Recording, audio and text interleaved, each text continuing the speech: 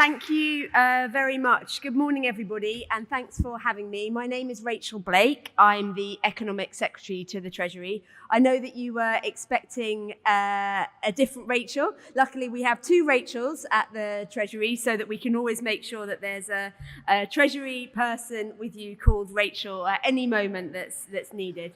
So I'm very, very happy to be here for a number of reasons. The sustainable finance is a core part of my brief. I used to work at the Corporation of London, and I used to work at the Treasury as well 20 years ago, and we talked a lot about the transition and what was needed for that. And I have to say, experiencing this heat today and the extent of the heat wave that we're going through now is really quite a stark reminder that some of the work that I did 20 years ago was very much needed, and that we need to stay absolutely committed to this agenda. And I'm also the Member of Parliament for the City of London. So all in all, very happy to join you. And thank you, of course, to the Corporation of London for the work that you do to host us today and to bring together people from all different parts of the sector that need to really focus on net zero. Clearly, the events in the Middle East are a very, very stark reminder of the uncertain world that we're now living in, and just how instability abroad can quickly translate to higher costs at home.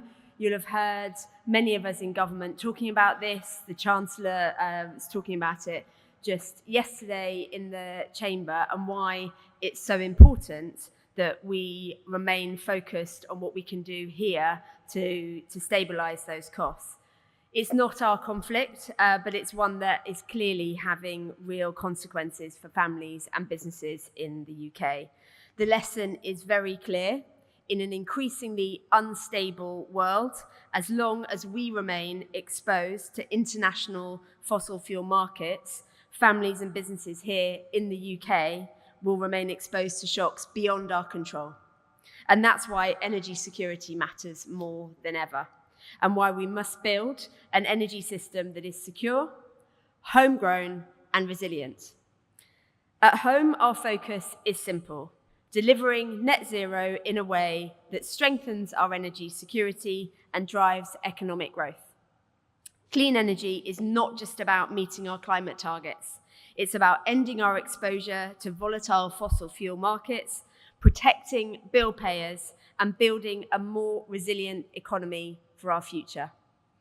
To support our clean power ambitions, this government is investing in a new generation of homegrown energy while cutting bills for families and big businesses and making it easier to switch to clean technologies like heat pumps and electric vehicles. And we've gone further to reduce the role of fossil fuels in setting the price of our electricity.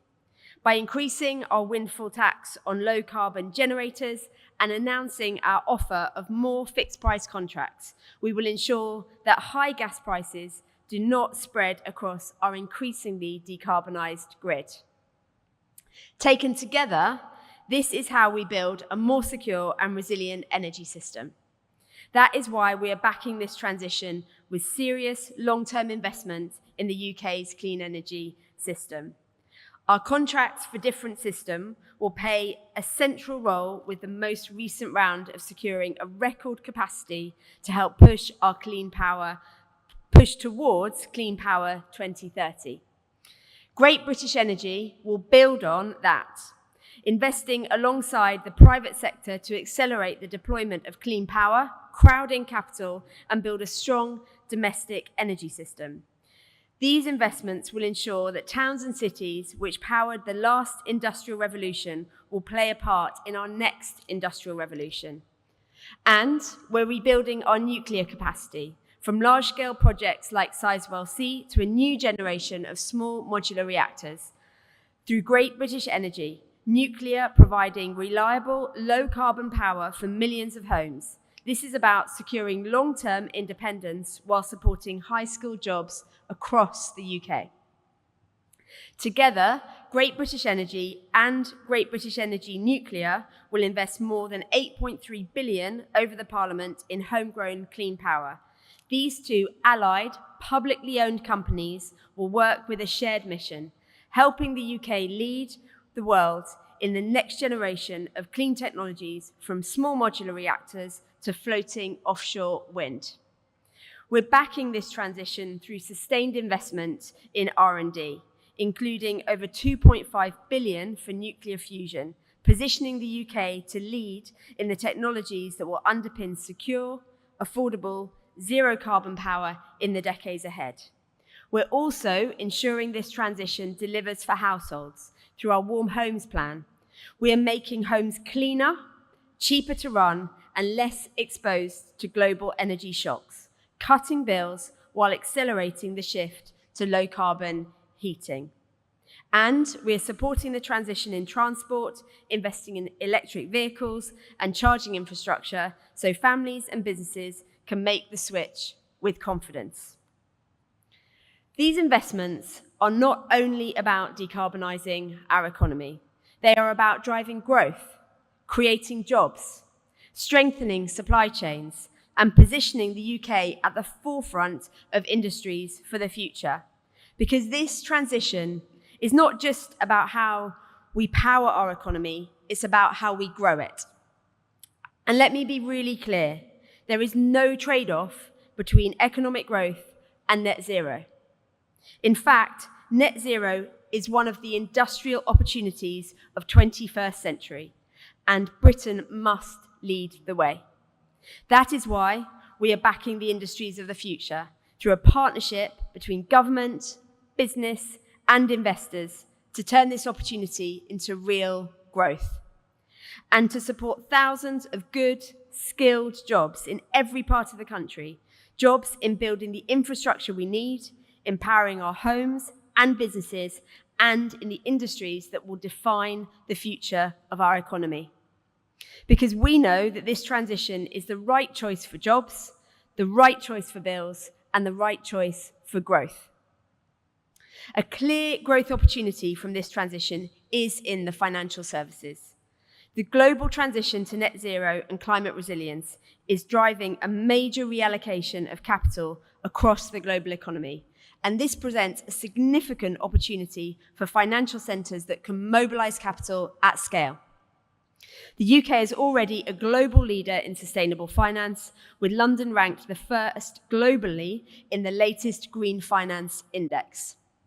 We combine a world-class ecosystem of expertise, deep and liquid capital markets, and a supportive regulatory environment, giving firms with a strong platform to seize these opportunities. So our focus now is how we evolve and expand that leadership by targeting the most important emerging opportunities, including becoming a global hub for transition finance. Transition finance is the bridge between ambition and delivery. It enables businesses to invest, innovate, and decarbonise, while strengthening long-term competitiveness. And we're putting in place the tools and framework to support that market, not adding requirements for the sake of it, but focusing on what will have the greatest impact while minimising unnecessary burdens. Earlier this year, we brought ESG rating providers into the FCA's regulatory perimeter, which will improve transparency, address conflicts of interest, and reduce greenwashing. Because better information drives better decisions. We have also finalised the UK sustainability reporting standards for voluntary use in the UK, supporting consistent, high-quality disclosures. And because a firm's ability to seize the opportunities of the transition depends not just on where it is today, but on the strategy it has for its future, transition plans are a vital part of our approach. The UK has been a global pioneer in transition planning. We launched the Transition Plan Task Force, and its disclosure framework is now recognised globally as a leading standard for credible transition plans. We are now considering how to take forward our manifesto commitments on transition plans, working closely with industry to ensure our approach remains pro-growth and internationally competitive, and we will set out the next steps in due course. Partnership is central to how we deliver and unlocking the full benefits of this transition. Last year, the government was pleased to co-launch with the City of London Corporation the Transition Finance Council, bringing together industry leaders and experts to drive progress in this space. 1 year on, the Council has already delivered high-impact outputs, including a finance playbook and transition finance guidelines, helping firms access the capital they need and give investors the tools to scale flows with confidence. I'm grateful to the many individuals involved, and I know some of them are here in the room today. I welcome the Council's leadership and look forward to seeing how the market uses these tools to unlock new investment. But the choices we make here in the UK do not exist in isolation.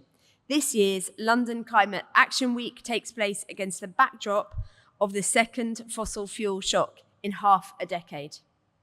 The challenges we face, energy security, economic resilience, and the transition to a low-carbon economy are global. And that's why domestic leadership and international cooperation must go hand in hand. Countries that provide certainty, attract investment, and embrace innovation will be best placed to succeed.